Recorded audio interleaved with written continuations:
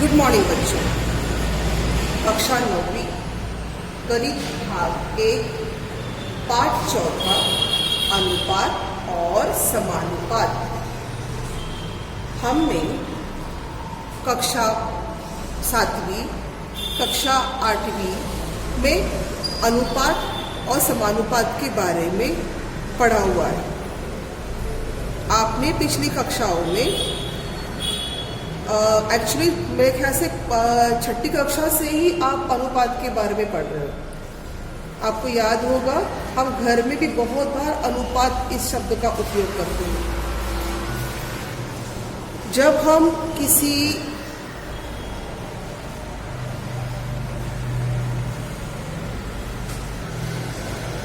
आपने पिछले दोनों कक्षाओं में प्रत्यक्ष अनुपात और प्रतिलोमानुपात इन दोनों के बारे में पढ़ा हुआ है। आप देखते हो कि किचन में भी आप बहुत बार इसका उपयोग करते हो। जैसे कि अभी अभी दिवाली खत्म हुई है, आपको याद होगा कि मम्मी जब घर में कोई मिठाई बना रही होती है तो वो हमेशा कटोरे का नाप लेती है। अगर उसे लड्डू बनाने हैं तो वो कटोरी का नाप लेती है कि 1 कटोरी शक्कर लिया तो 2 कटोरी सूजी लेनी है। तो ये जो उसका अनुपात होता है, क्या करते हैं मम्मी लड्डू बनाने के लिए? हमेशा आपने देखा होगा कि घर में आपकी मम्मी लड्डू बनाने के लिए अनुपात कैसे इस्तेमाल करती है। कैसे मम्मी कहती है कि 2 कटोरी अगर मैंने सूजी ली है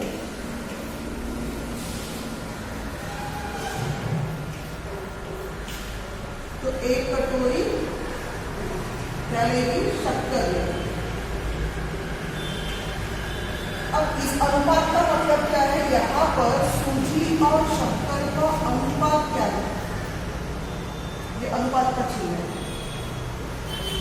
सूजी और शक्कर का क्या अनुपात है? यहाँ पर 2 अनुपात 1, यानी कि 2 भाग सूजी की है तो 1 भाग शक्कर की होगी। ये इसका अनुपात है।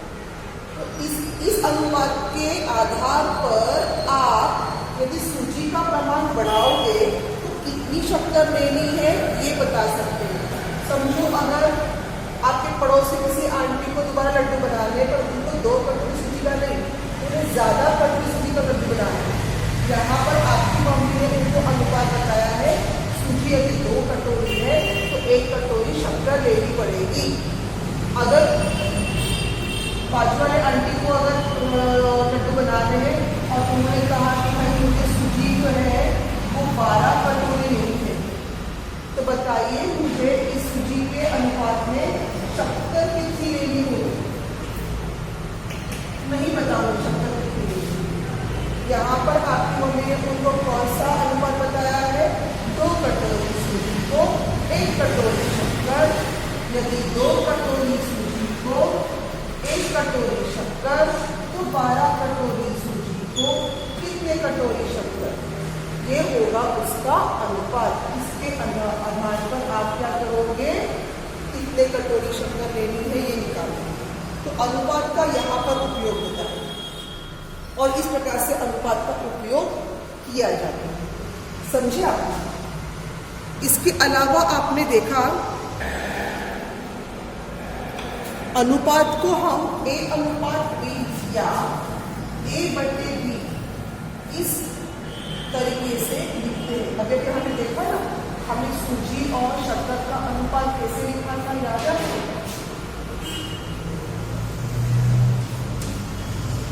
हमने लिखा था 2 कटोरी सूजी तो 1 कटोरी शक्कर। इसे आप ऐसे भी लिख सकते हैं, सूजी बटे यानी कि 2/1। समझे? आप इस प्रकार से अनुपात को देख सकते हैं। अनुपात के यहाँ पर 2 प्रकार होते हैं। एक होता है प्रत्यक्ष समानुपात और दूसरा प्रतिलोमानुपात। अब इसका मतलब क्या है? ये भी आपने कक्षा 7वीं में कक्षा 8वीं में पढ़ा हुआ है। हम दोबारा एक बार इसके बारे में जान लेंगे। समानुपात यानी कि प्रत्यक्ष समानुपात और दूसरा है प्रतिलोमानुपात, जिसे अप्रत्यक्ष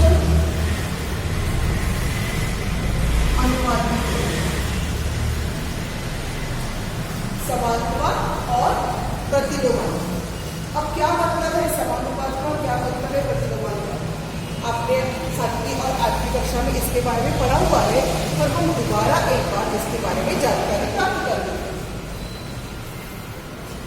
समानुपात का क्या मतलब या प्रत्यक्ष समानुपात का क्या मतलब?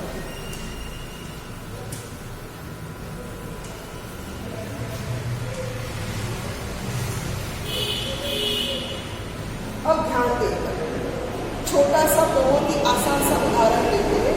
सपोज अगर आप दुकान में चले गए और आपने एक पेन खरीदा, उस एक पेन की कीमत है, एक पेन की कीमत है 10। एक पेन की कीमत कितनी है? 10।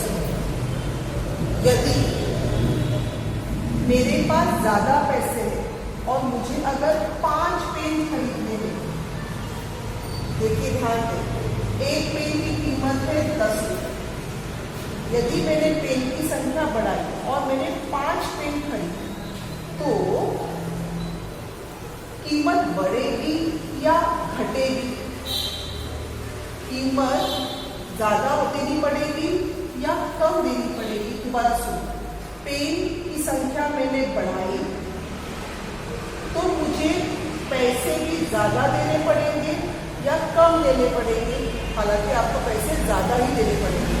एक पेन की कीमत 10 रुपए है तो 5 की पेन की कीमत नेचुरली 10 से ज्यादा ही होगी। कितनी होनी चाहिए? एक कीमत 50। यानी कि पेन की संख्या बढ़ी तो कीमत भी बढ़ी। अगर हमने यहाँ पर पेन को x माना और कीमत को y माना, तो आपका अनुपात कैसा होगा? यहाँ पर x की कीमत बढ़ी तो y की कीमत भी क्या हो गई? बढ़ गई। x की कीमत बढ़ी तो y की कीमत भी क्या हो गई? बढ़ गई। इसे कहा जाता है प्रत्यक्ष समानुपात। यदि मैंने यहाँ पर क्या कर दिया, अगर मैंने पेन कम कर 3 पेन खरीदे, यानी कि पहले तो मैं 5 पेन खरीद रही थी तो मैंने 50 रुपए दे दिए, पर मुझे बाद में लगा कि नहीं, मुझे 5 पेन नहीं खरीदे, मैं 3 पेन खरीदे, तो मैंने क्या कर दिया? पेन की कीमत कम कर दी। तो अब बताओ, सही, पेन की संख्या कम कर तो कीमत कितनी कम हो जाएगी? कीमत भी क्या हो जाएगी? उसी के अनुपात में कम होगी। यानी कि यदि x का मूल्य बढ़ा तो y का मूल्य भी बढ़ता है, और यदि x का मूल्य कम हुआ तो y का मूल्य भी कम होता है। या y का मूल्य बढ़ा तो x का मूल्य भी बढ़ाना पड़ता है, और y का मूल्य कम हुआ तो x का मूल्य भी कम करना पड़ता है। यानी कि दोनों एक ही डायरेक्शन में जा रहे हैं। एक का मूल्य बढ़ा तो दूसरे का मूल्य भी बढ़ता है, दोनों एक साथ बढ़ते हैं। एक का मूल्य कम किया तो दूसरे का मूल्य भी कम होता है। इसे कहते हैं प्रत्यक्ष समानुपात। इसे क्या कहते हैं? प्रत्यक्ष समानुपात। प्रत्यक्ष समानुपात में एक मूल्य बढ़ा तो दूसरे का भी मूल्य अपने आप बढ़ जाता है। पेट्रोल का मूल्य बढ़ा तो पेट्रोल, अगर समझो गाड़ी में मैंने 1 लीटर पेट्रोल भरा है तो उसकी कीमत मुझे अगर 100 रुपए देनी है, 1 लीटर पेट्रोल की कीमत मुझे अगर 100 रुपए देनी है, तो अगर मैं 5 लीटर का पेट्रोल खरीदती हूँ तो मुझे पेट्रोल ज्यादा उसकी पैसे ज्यादा देने पड़ेंगे, है ना? कितने देने पड़ेंगे? 500 रुपए देने पड़ेंगे। पर अगर मुझे मालूम पड़ गया कि अरे मेरे पास सिर्फ 200 ही रुपए है, मेरे पास 500 रुपए है ही नहीं, तो मैं क्या करूँगी? 5 लीटर का पेट्रोल खरीदूंगी क्या? नहीं, मैं पेट्रोल क्या कर दूंगी? लीटर में कम कर दूंगी। मैं 5 की जगह 2 लीटर का पेट्रोल खरीदूंगी, क्योंकि मेरे पास सिर्फ 200 ही रुपए है।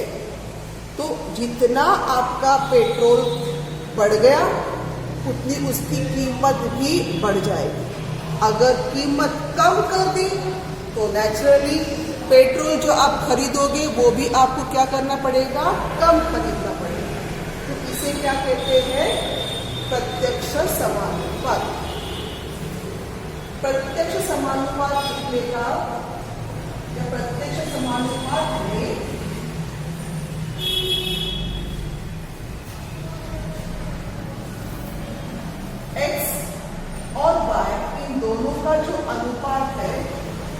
उसे हम ऐसे लिखते हैं, x/y। प्रत्यक्ष समानुपात में x और y का अनुपात इस प्रकार से लिखते हैं, x/y। और इनका जो अनुपात है वो कैसा होता है, हमेशा अचर होता है, यानी कि k। यहाँ पर k क्या है, k है अचर। अब इसका मतलब क्या है मैं आपको बता दूं। देखिए दोबारा एक बार उदाहरण देखते हैं।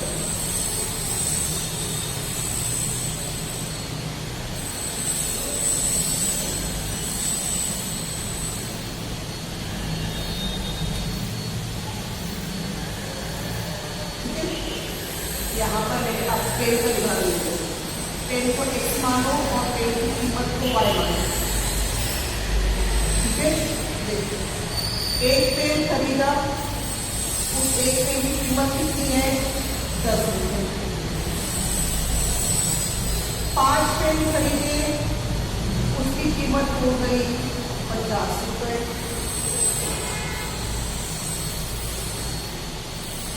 3 पेन खरीदे, उसकी कीमत कितनी हो गई, 30 रुपये। और बढ़ा चलो,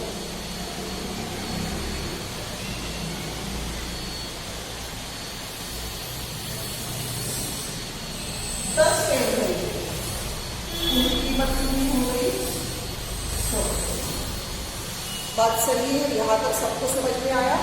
अब देखो यहाँ पर पेन की कीमत बढ़ी, पेन की संख्या बढ़ी, तो उसकी कीमत भी बढ़ गई। पेन की संख्या कम हो गई तो उसकी कीमत भी कम हो गई। अगेन पेन की संख्या बढ़ गई तो पेन की कीमत भी बढ़ गई। इसे क्या कहते हैं, प्रत्यक्ष समानुपात। प्रत्यक्ष समानुपात में अचर को इस प्रकार से अनुपात में लिखा जाता है, x/y। करके देखो, x/y करो, 1/10, 5/50, 3/30 और 10/100। लगाओ, देखो क्या करें। 1/10 का 1/10 ही आएगा। 5/50, 5 एकम 5, 5 ढाई 50, 1/10। 3 एकम 3, 3 ढाई 30, 1/10। 10 एकम 10, 10 ढाई 100, 1/10। आप देख सकते हो x/y का उत्तर हर बार समान आ रहा है, 1/10, 1/10, 1/10। यानी कि यहाँ पर ये अचर कैसा है, इसका अनुपात कैसा है, समान। क्योंकि ये इसी अनुपात में आगे बढ़ रहा है ना। आप इसी कीमत से इनकी कीमत निकाल रहे हो। ये 50, 30, 100 कहाँ से निकाले नहीं। एक पेन की कीमत पता थी, इसलिए 5 पेन की कीमत नहीं बता सकती है। जिसे हमने पहले देखा था, 2 कटोरी सूजी, 1 कटोरी शक्कर। उसी हिसाब से हमने क्या किया, 12 कटोरी सूजी ली तो शक्कर कितनी लेनी होगी, हम उसी हिसाब से शक्कर को बढ़ाएंगे या कम करेंगे। इस हिसाब से जो आपको अनुपात दिया है ना, 2 कटोरी और 1 कटोरी, उसी के अनुपात में हमने 12 कटोरी और शक्कर का अनुपात तय करेंगे हम।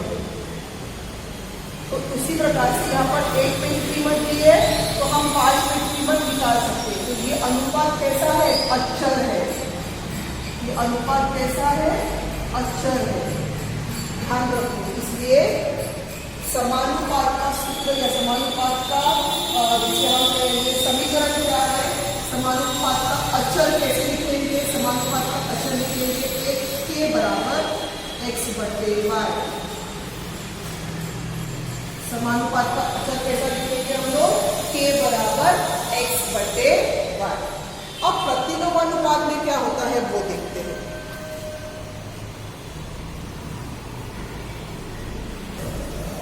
प्रतिलोमानुपात में देखिए, बहुत ही फेमस उदाहरण है ये। हमेशा आपको यही उदाहरण मैं समझाती हूँ ताकि आपको बहुत अच्छे समझ में आए।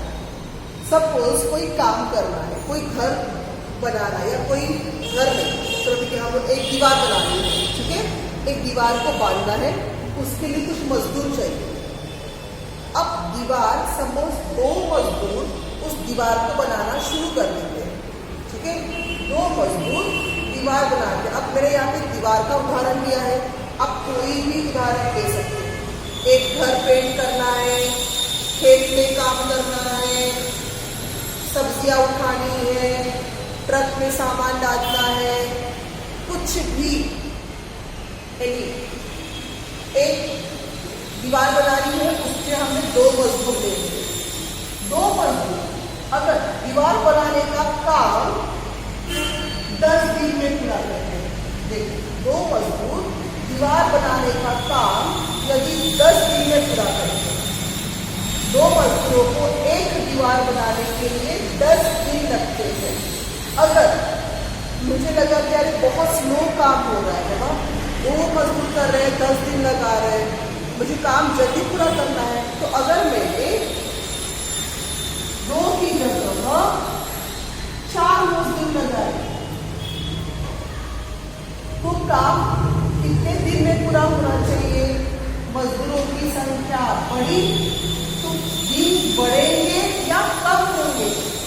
2 मजदूर 10 दिन में काम पूरा करते हैं, अगर 2 की जगह 4 मजदूर काम कर रहे हैं तो क्या उन्हें कम दिन लगेंगे या ज्यादा दिन लगेंगे? नेचुरली उनको कम दिन लगेंगे।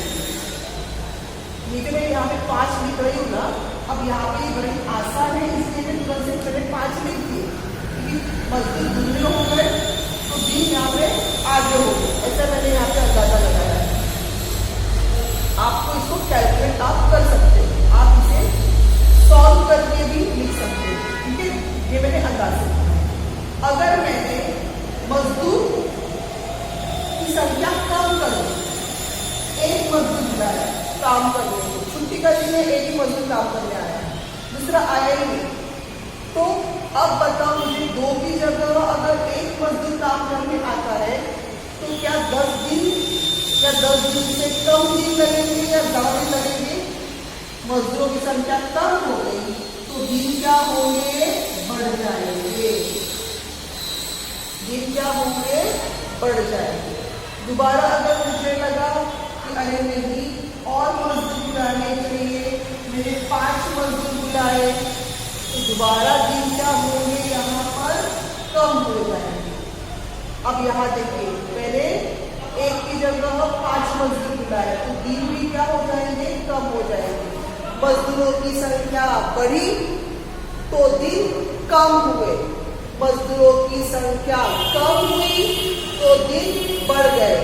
यहाँ पर अगर आपने मजदूर को x माना और दिन को y माना तो देखिए मैं उसे कुछ ऐसा लिखूंगी, मजदूर बढ़े या x का मूल्य बढ़ा तो y का मूल्य कम होता है, उल्टा। अब 1 बढ़ गया तो 1 कम होता है, या 1 कम हुआ तो दूसरा बढ़ जाता है। यहाँ पर प्रत्यक्ष अनुपात से आप देखोगे कि उल्टा हो रहा है, विपरीत हो रहा है। 1 की संख्या बढ़ी तो 1 की संख्या कम हुई, 1 की संख्या कम हुई तो 1 की संख्या बढ़ गई। यहाँ पर विपरीत कार्य हो रहा है। मजदूर बढ़े तो दिन कम हुए, मजदूर कम हुए तो दिन बढ़ गए। तो यहाँ पर जो आप अनुपात, यहाँ पे अनुपात भी लिखना होगा, यहाँ पर इनका क्या करना पड़ेगा? गुना करना पड़ेगा, x गुना y। यहाँ पर कैसे लिखोगे आप इसका अचर? x गुना y करके देखो, 2 गुना 10, 4 गुना 5, 1 गुना 20 और 5 गुना 4। करो गुना का, 2 गुना 10 20, 4 गुना 5 20, 1 गुना 20 20, 5 गुना 4 20। यहाँ पर इनका अचर कैसा है? इनका अचर कैसा है? गुणाकार के रूप में है।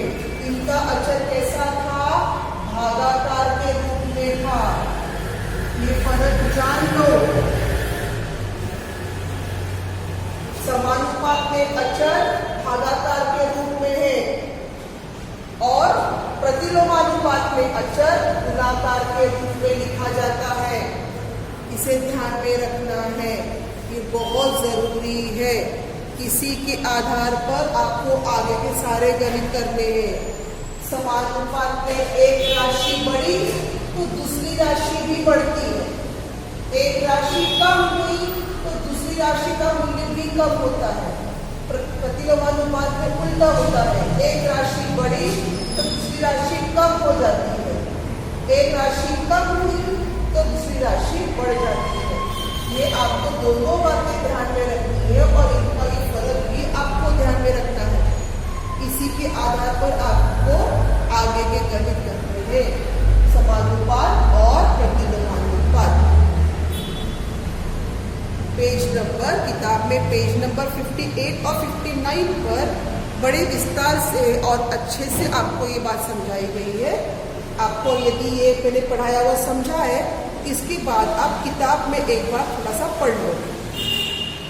किताब में बताएगी जानकारी को आप एक बार उसको नज़र से निकाल लोगे ताकि आपको अच्छे से और समझ में आए।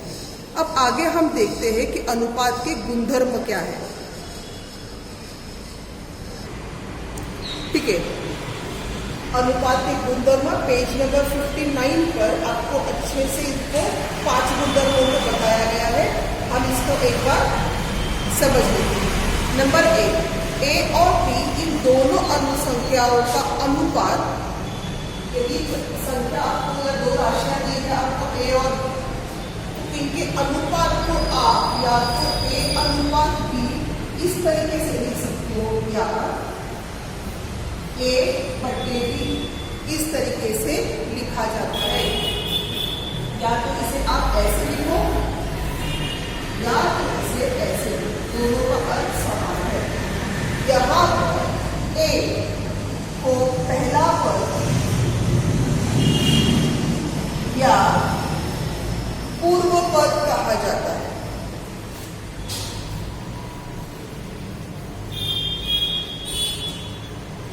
अब आगे जाके आपको बार बार पहला पद शब्द नहीं आएगा, पूर्व पद या उत्तर पद ये शब्द आएंगे, इसलिए इन शब्दों को ध्यान में रखो। ये इंपॉर्टेंट है, रिक्त स्थान के लिए पूछा जाता है। एक अंक के लिए ये प्रश्न पूछे जाते हैं कि इस अनुपात में ए को क्या कहते हैं और बी को क्या कहते हैं। और बी जो कि दूसरा पद है, इसे पद या उत्तर पद कहते हैं।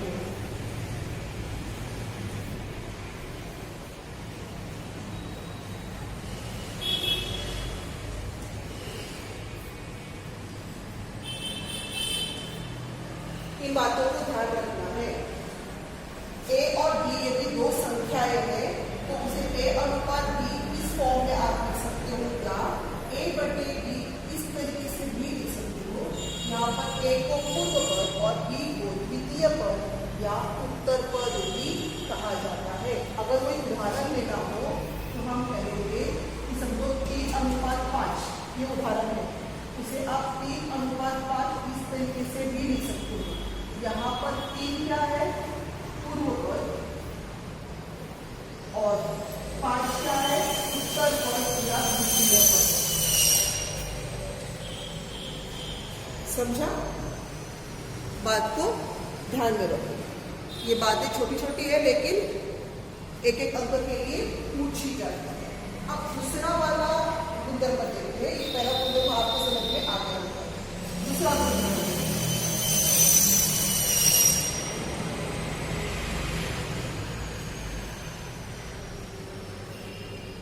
ए और बी आपकी संख्या है। सपोज ए और 100 ये संख्या हमने एक संख्या है ए और दूसरी संख्या है 100। अगर ऐसा है तो इसे हम ऐसे लिखेंगे ए अनुपात 100 या इसे लिखेंगे ए बटे 100। यदि उत्तर पद आपका 100 हो, उत्तर पद यदि आपका 100 हो तो उसे आप ऐसे लिखोगे ए बटे 100। सही है? यहाँ तक समझ में आया? 100 बहुत कोई अलग संख्या है ऐसा नहीं है। मैंने आपको पहले भी कहा था ना, अगर हमने 3:5 दिया है तो आप उसको ऐसे लिखोगे ना, तो बस 5 की जगह मैंने क्या लिखा है यहाँ पर 100, तो उसको 3:100 ऐसे लिखना। सही बात है ना? तो यदि किसी अनुपात का उत्तर पद 100 हो तो इसे क्या कहते हैं, उस अनुपात ए प्रतिशत। आपको मैंने सिखाया है बहुत बार कि यदि बट्टे में 100 हो, इसका मतलब उसे प्रतिशत कहा जाता है। इसे आप कैसे लिखोगे? 3% या आप ऐसे आई बात समझ में। यदि उत्तर पद 100 हो तो उसे उस अनुपात का प्रतिशत कहा जाता है। नेक्स्ट, तीसरा,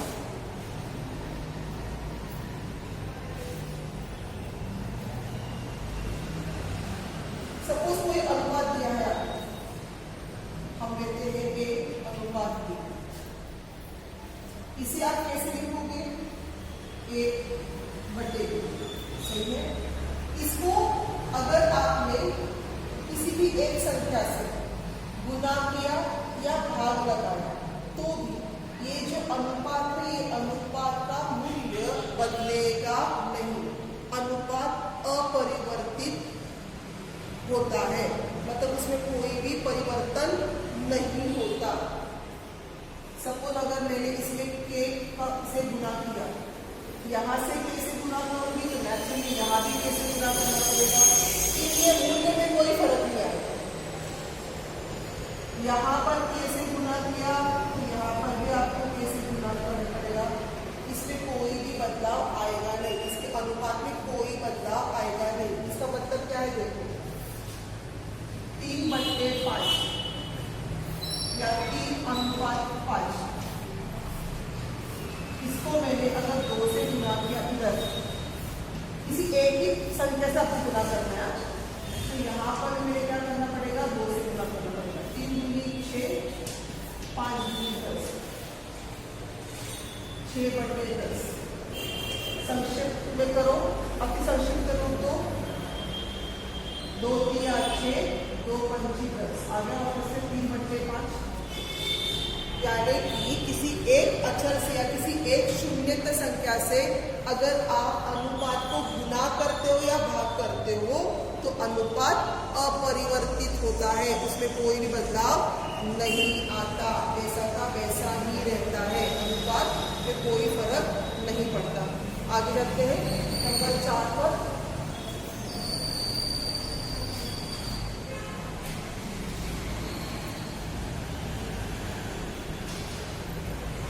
नंबर 4 देखिए, बहुत इंपॉर्टेंट है ये। अनुपात की दोनों राशियां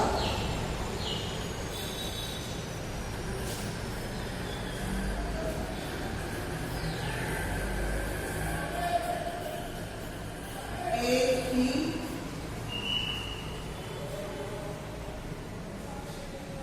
प्रकार की होनी चाहिए।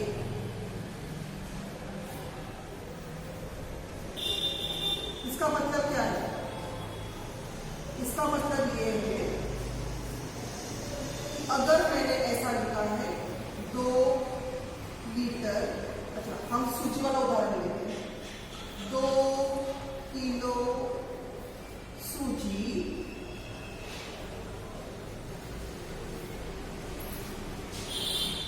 अनुपात 100 ग्राम शक्कर।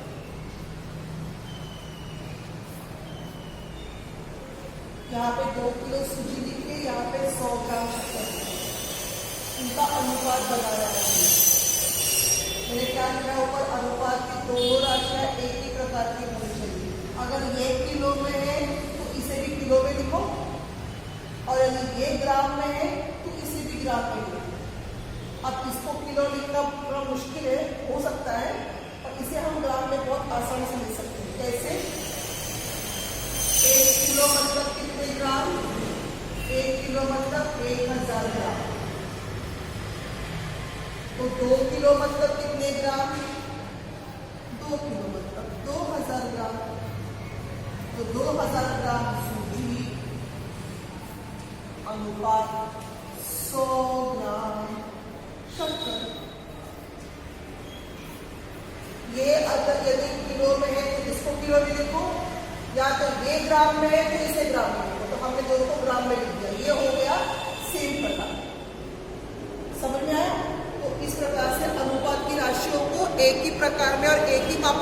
है, एक ही इकाई में लिखना है, एक ही इकाई होनी चाहिए।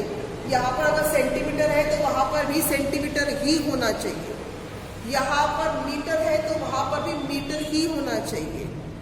समझा? 1 मीटर है, 1 किलोमीटर है, ऐसा नहीं चलेगा, तो आप भाग नहीं लगा सकते, वो उत्तर गलत हो जाएगा।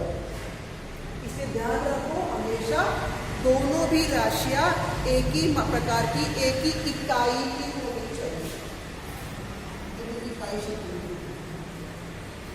एक ही इकाई की होनी चाहिए। समझा? नेक्स्ट 5वां देखो, अनुपात की कोई इकाई नहीं होती है। यहाँ पर मैंने अगर लिख दिया 2 किलो बटे 2000 ग्राम बटे 100 ग्राम, तो ये ग्राम और ग्राम प्लस हो जाएगा और यहाँ पर उत्तर क्या आएगा आपका 20। अनुपात की कोई भी इकाई नहीं होती, अनुपात को इकाई में नहीं लिखा जाता है। और कोई धर्म नहीं, अनुपात की कोई इकाई नहीं होती। अनुपात की इकाई नहीं होती या अनुपात को इकाई में नहीं लिखते।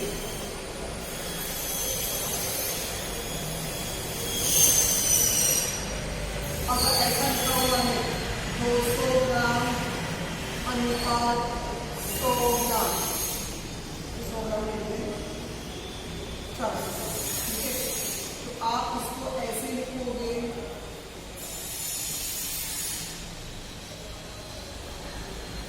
यानी कि 1:2, 200 एकम 200, 200 दूनी 400, 1:2। 1:2 को ग्राम नहीं लिखना है, गलत। अनुपात हमेशा बिना इकाई के होता है, अनुपात में इकाई नहीं होती। ध्यान में रखो, अनुपात को इकाई नहीं लिखी जाती। तो इसका अनुपात क्या है? इसका अनुपात है 1:2 या 1/2, ये इसका अनुपात है। अनुपात की इकाई नहीं होती। तो आज हमने क्या क्या देखा? हमने अनुपात देखा, समानुपात और प्रतिलोमानुपात के बारे में दोबारा एक बार रिवीजन कर लिया, और हमने अनुपात के कुछ गुणधर्म देखे। 5 गुणधर्म है, पेज नंबर 59। आपने इनको अच्छे से एक बार नज़र से निकाल लेना है, पढ़ लेना है। अगली क्लास में हम लोग प्रश्न संग्रह 4.1 की शुरुआत करेंगे। तब तक के लिए धन्यवाद।